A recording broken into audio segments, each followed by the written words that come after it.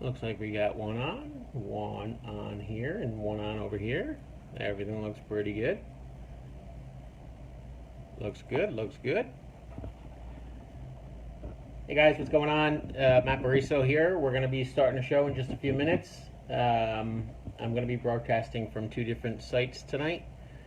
So I'm going to be jumping around from one to the other. So hang in there, and the show will get started in a minute. Tonight's a good one. We're going to be talking about house flipping and investment properties. So hang in there, and it'll start in just a minute.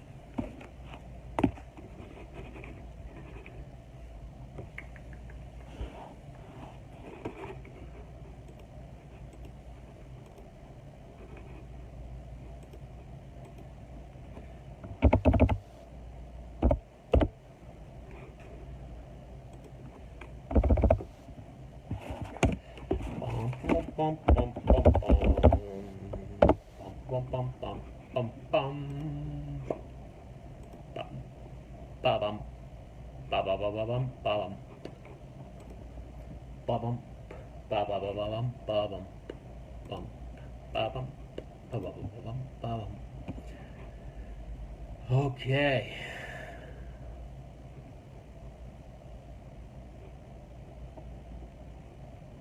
Well, I'm going to get started, guys. Welcome, everybody. Today's show is going to be all about house flipping and investment properties. If you have any questions, if you're watching the show now, feel free to ask away. If you watch this after the live video, you can just shoot me a direct message, or you feel free to text me at any time, and I can walk you guys through the steps of what your question is. All right, so I'm going to begin with the house flipping. And there's a lot of people out there that feel house flipping is a great investment and that anybody could do it. And I can say probably pretty much anybody could do it if you have the stomach to handle all what's involved. And if you follow through and you get something that actually closes on time, you'll be in a pretty good position. So the first step when you're looking to flip a home, and I started flipping homes back when, I want to say my first house flip was when I just got done selling my restaurant. I was 23 years old, 24 years old, something like that. I had bought a house in East Rutherford, and I came in. I did all the work on that house. I didn't even sub it out. I did almost all the work there. I was there probably 20 out of the 24 hours a day. I was working on that house nonstop, and we turned around and made a profit on that house. I think I bought it. East Rutherford, I bought that one for $200,000, and I turned around and sold it for $265,000. And I think maybe I put in like $10,000-$15,000 into that home. I mean, I made about I think maybe $40,000-$50,000 after all said and done. So I started getting the itch of buying and selling. From there, I ended up obtaining my real estate license. And moving forward, I did start buying more and more properties and flipping them. I did buy my first investment property, I think, when I was that age too. I think I was like 23, 24. I purchased a property in Woodland Park, whereas now I still own that house to this day. So it's a good investment for me. So that's what I did there. So I just want to dig in a little bit about buying and selling homes. I guess one of the biggest things that people don't understand when you're buying and selling a home is, where do you find the deal? And that's what everybody has a hard time trying to do in this field. Finding the actual house, finding the investment is probably one of the hardest things that you can do. And many people just buy properties that they feel, okay, it needs a little bit of work, and I can do it. And then when they end up buying it, they find out how much the closing fees are, and then they start opening up things, and they just open up a can of worms, and some of these investment people are failing at them. And what they do is they foreclose on them, and they lose. Not only do they lose the asset, they don't make any money, but they foreclose on the deals. So, with that said, if you did buy a home, if you do find the right property that you're going to flip, it's a great opportunity. You have to follow through, go through all the way to the end. You have to have all the professional contractors ready in line. Make sure that you're buying the property at the right price point. And just going through, excuse me, that was my phone just hiccuped there for a second. I had a call coming in. And just beware of everything that's going on when you're flipping a home. You also got to think, if you do all these renovations to this home, what's going to happen is you have to have a backup plan. And what's the backup plan? What do I mean by that is, let's just say you buy a home, and in today's market, if you get it at a good price, 9 times out of 10 it's going to sell no matter where it is, because this market's so hot right now. But let's just say it doesn't sell, or let's just say you put too much money into it and you're out of luck that you can't sell this home anymore, right? So you have to have that backup plan, and I'm going to give you the perfect example, okay, about a backup plan. So our backup plan is, Marissa's coming in the door right now. She just got done showing homes. Our backup plan is, what I normally do is I make sure that I can rent it out and make a profit if I'm going to rent it out. So one of the examples would be, is I'm closing on a house next week in Belleville. I'm going to be closing on it. We're picking this one up for $118,000. We're going to put maybe $5,000 to $10,000 into this home. Oh, Marissa is walking in. Hello, Marissa. We're going to be putting in approximately $10,000 into this home, and we're going to turn around and flip it, right? So this is a one-bedroom condo. We picked it up for what did we pick this one for? I think $118,000. The seller is paying for the closing cost. So at the end of the day, we probably picked it up for like $114,000.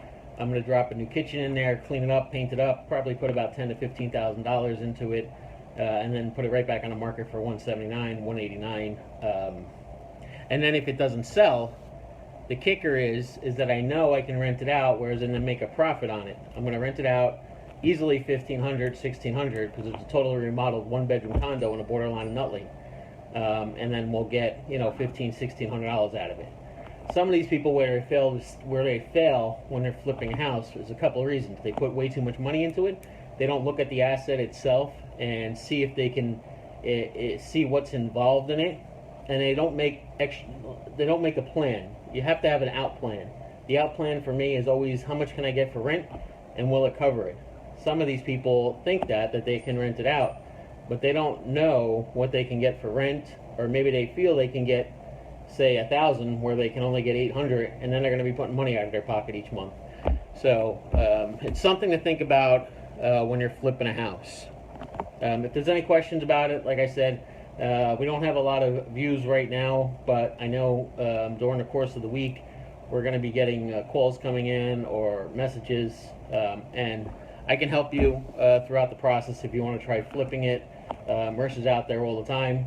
She just got back from showing houses, so we're around. So jumping forward, I just wanted to talk briefly a little bit about investment properties and what you need to know about investment properties. Oh, and just backtrack a little bit. One more thing about flipping homes. You have to have loan in place unless you are a cash buyer. There's a couple different loans that you can get. So you can get a regular investment property loan, where you're going to be putting 20% down, sometimes 25% down. Or you can get what's called hard money. Hard money is going to be a higher interest rate, whereas I have a couple of guys that I really trust with the hard money that we use. The hard money is a little bit more money in interest rate. I think the interest rate today is whatever it is, historically low for an investment property. I think we locked one in at 3.38, and I think for hard money it's somewhere around 7% rather. Sorry. And there's a difference between a hard money and a regular investment loan. So there's more to it than that. I'm trying to make this a little bit fun and not too boring, but I'm trying to explain it all to you so you guys understand. The investment, the hard money lender isn't going to look at all your assets and liabilities, whereas the investment, the hard money will not look at that. So moving forward, we'll talk a little bit about investment properties. There's all types of investment properties. You can buy a one-family investment property. You can buy a two-family investment property, three-family, multi-family, whatever you prefer there. And there's all different types of loans for these investment properties, right? So like I was saying, so if you're buying a one or two family home for an investment property, and some people are saying through these investment properties that they wouldn't buy a one family home to rent out. Everybody has their own opinion, guys. You have to do what's right for you, right? So if you're making money on a one family investment, do it. You know, some people say no, don't do it. Do what's right for you. Do what's right for you. Do what's right for you. You have to do what's right, right? So if you're buying a one family home, say you're buying it for $200,000, you know you're going to get $2,500 out of it. Yeah, you know, you're cashing. It's a cash cow for you. You're going to be making $1,500 positive cash flow a month, and you're happy with that. Rock and roll. Do it. You know, don't listen to what other people say. Do what you feel is correct. All right. So when you're looking at one family, two family investment properties, again, it does require 20% down for investment properties. When you're looking three family and above, it does require a different type of loan. Oh, I'm sorry, four family and above, it requires a commercial loan, and that's more detailed going forward with the commercial loan. Did you want to talk anything, Marissa? Did you want to come in? Talk about the green card. The green card. Yes, that was something new. Yeah, so anything three family and above requires what's called a green card. And not a lot of realtors know that. When I ask them, do you have a copy of your green card? And they're like, what? What's a green card? So every 5 years, the state has to come in with any three families and above. The state comes in and checks the property to make sure that everything is there. Whether it's the exit signs, they have to have doors that automatically shut. The fire escapes are all operable. Was there something else that I'm missing there? I think there was something else that I was telling Marissa the other day. Exit signs. The exit signs, the fire escapes. Oh, we need all hardwired smoke and carbon monoxides. So those are just a few things that the state's looking at as going forward to make sure all that stuff's in line. So again, like I was saying, when you're buying four family and above, it does require a commercial loan. And there's different factors that come into that. Okay, so when people are looking to buy an investment property, let's just take, for instance, like a garden apartment building. There's all different ways that they can approach it. They call it the common. No, I'm trying to think what it's called now. Now I just sidetracked. I can't think now. It'll come to me by the end of this Facebook Live probably. So when you're buying a commercial property, if you're buying a strip mall or something like that, there's something called a triple net lease. All right, so that's another thing that we'll get into if it comes down to it. If you're looking to buy a commercial property, strip mall, something like that. Work, tenants. What did I put there? Oh, tenants. Let's talk a little bit about tenants. So with tenants, you get all different types of people, and I've learned throughout the years. I've been a landlord now since I was 23. So about 20 years now, I've been a landlord, and I've seen the worst of the worst. I've seen the best of the best. And what we do now is, and I find it works very well, is I put everybody through what's called NTN, the National Tenant Network, and that'll do a whole background check on that person. It also includes their criminal background, runs their credit report, any evictions that they've had.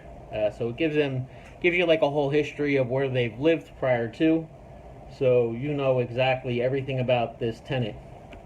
So just a quick story I can share with you on one of my houses. This is back in my earlier, I can tell you plenty of stories, but just one that crossed my mind when I was taking notes this morning.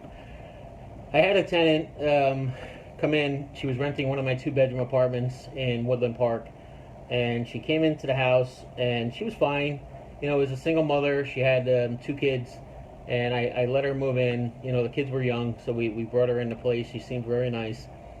And going forward, she was there for a few months, and what happened was, whenever I came by that house to do, sometimes I would, when I had some time, I would go by and do inspections on the houses before I would, before, you know, I started getting crazy busy. But anyway, I would go look at the houses, these houses, and the neighbors would come to me and say to me, Matt, what's going on? Your tenant upstairs there, I think they're doing something. I think they're stealing. And I didn't know what they were talking about. And a couple of tenants had said that to me, and I didn't understand it all. So when I went upstairs, I tried to knock on her door. She didn't answer the door. I tried to use the key to get in, and she changed the locks on me. So somehow I got in. I don't remember the whole story, but when I opened up the door, there was all TVs in there and stereos and all this kind of stuff. So we had to get her out. So that's just a quick story with tenants. So that's why we do what we do and how we do what we do. We run everybody through our screening to make sure everybody's there. And I can coach you guys along that road too. So if you're looking to do that sort of thing, I can definitely help out with that. Property management. So that's another thing that we got into. I noticed a lot of my clients needed property management. They needed guidance with that. So I started doing property management for them. And I can do it for you. I can teach you how to do it. Just different things with different tenants, talking to them. You can actually let them run the house or run the business, run the property, whatever. Take something off their rent, so you know that. Evictions is another story. So I can talk for hours about evictions. So when you're a landlord, believe it or not, sometimes people don't pay rent. So when that happens, you have to go down, and it's a process to get them out. Years ago in the past, whenever we had to do evictions on tenants, it was very difficult. The process, they weren't in the landlord's favor. Now going forward, the county of Passaic, I can talk to you about Passaic County right now. The county of Passaic is much easier in that sense. So the process would be this. Let's just say somebody is moving, if somebody isn't paying rent after 30 days. Normally what I do is I do it a little bit different. If I know the tenant isn't good, I'm going to put an eviction letter on their door after the 5th day. But most people wait 30 days. I don't. So after the 5th day, I'll put an eviction letter on their door. I got to go down to the county, 401 grand. And I'll walk in, I'll go where I have to go there. I fill out a form. It's a little 1-page form. I pay $18, and they get a letter to their house, stamped on their door, that they're being evicted. Normally that'll shake them up a little bit, and I'll get calls. And knock on wood, to this day, I had never had to go to the court to get them out. Normally what happens is once they get that letter on their door, they get scared, and then now I even have more to tell them. So when they call me and say, Matt, why are you evicting me? Why aren't you paying your rent? Well, now because the whole COVID thing too. Again, COVID, we can't evict anybody, but normally if you're going to be evicting somebody, this is the process. With COVID right now, we can't evict anybody. We can't do anything, of course. So keep that in the back of your mind. If you're a landlord, you always have to have a pillow of money in case something goes wrong. Rent control, I'll talk briefly about rent control. Each city, if you're looking in the urban areas, have rent control. I take, for instance, the houses that I own. I can give you a couple of them.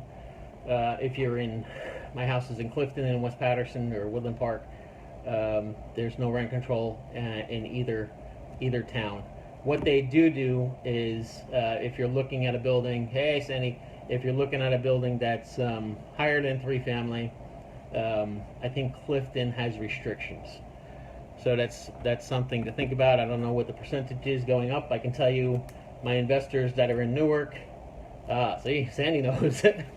Newark is tough. I was just going to say that, Sandy. It's funny that you're saying Newark's the worst. Newark is very tough, and they're very strict. They will come back and look if you raised it.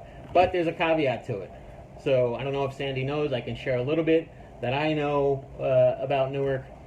Normally, what happens is if you have a building, let's just say it's in North Newark, that's an up and coming area. 5% cap. That's the absolute cap. Like you can't. I didn't even hear 5%. That's higher than I thought, Sandy. But normally what we can do is, if you're buying a two-family house, let's just say it's in North Newark or wherever, it doesn't matter. And you know the area's up and coming. You take a house that's a two-bedroom house on each floor. And you want to better it, you're going to better it. You're going to make it, instead of a two-bedroom, it's going to be a three-bedroom. And then you can increase the rent. So that's a little hint for you, what you can do to kind of get around rent control in Newark, Sandy, so you know. So that's it with that. I talked about evictions. So leases, I could talk to you about leases for a little bit, and then I'm going to go. I do my lease in a certain way. More recently, we just rented something out in Woodland Park again.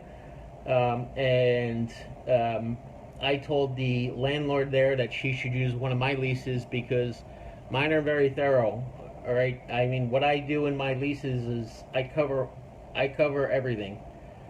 I cover if the tenant has to get out. If it's in an LLC, I don't know how many you guys know this, but if you're in an LLC, you cannot represent yourself. If you're in an LLC, you have to have an attorney present at all times because you're an LLC, you're a corporation.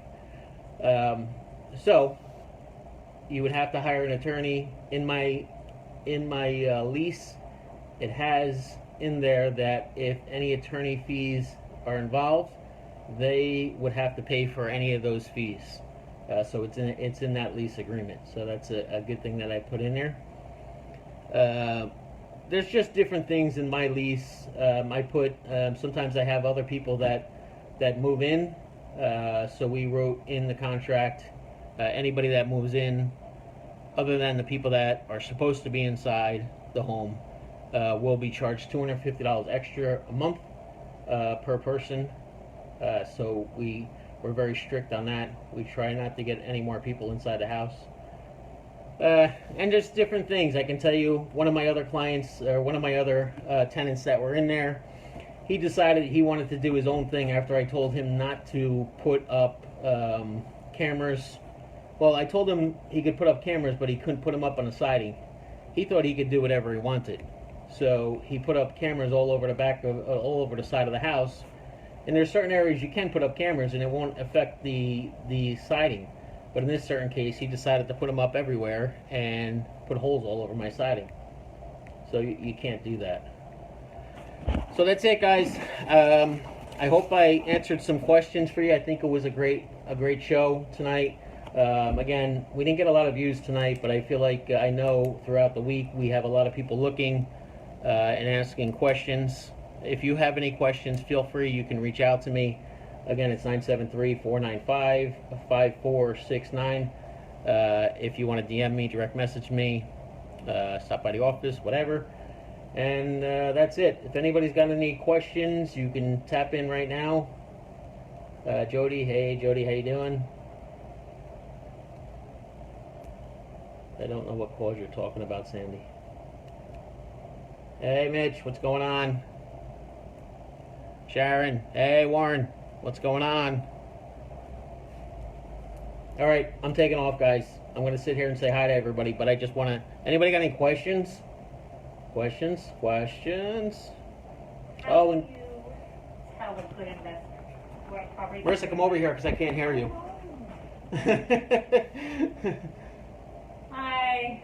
I had a question. How do you know if a property is a good investment? Remember I asked you that a couple weeks ago? How do we know if a property is a good investment? So what I would do is, let's just take, for instance, I'm going to talk about real quick. So Marissa's question is, guys, is how do we know when it's a good investment? We know it's a good investment when I'm looking at a property, I'm going to give you the example of the condo that I'm buying, and I look at the surrounding area. That's what I do, is I know where the value is going to fall. So I know I'm only going to be buying these properties if I'm getting them at a good deal. Otherwise, I ain't buying them, right? Right. So I'm buying this condo, and I told you guys the price I'm buying it for. I'm buying it for $118,000. I had the seller pay my closing fees. Otherwise, I wasn't buying it. So I built that in on the price. So let's just say I'm picking the place up for $114,000. I know what I'm going to be doing there. I'm going to be putting a brand new kitchen in and flooring in, and that's it. Because the bathroom's already been updated. It's got beautiful hardwood floors. It's got the storage down in the basement, washer and dryer hookups. It's got parking, and I know that the value of it's only going to go up for two reasons. One, because I did my comps, and I know it's comping out at like 170, 180 once everything is said and done. The realtor that has it now just didn't market it correctly. It's just not done the way I would do it. It's an easy commute to the city. It's a commuter's delight, and she didn't even pick that up. And it's right next to a gorgeous park, and this is just things that you have to point out. And I know the value is going to fall on it at 170, 180 when I'm done. So I'm putting into it 118. Seller's paying my closing costs, so I don't pull any money out of my pocket. I'm putting 10 into it. I'm into it for like 128. I'm going to drop it right back on the market for 170 because I did my comps. And that's it. I'm done.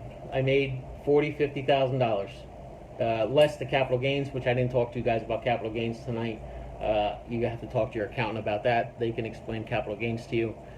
And that's just one. I had another one I was working on with West Patterson just about 6 months ago.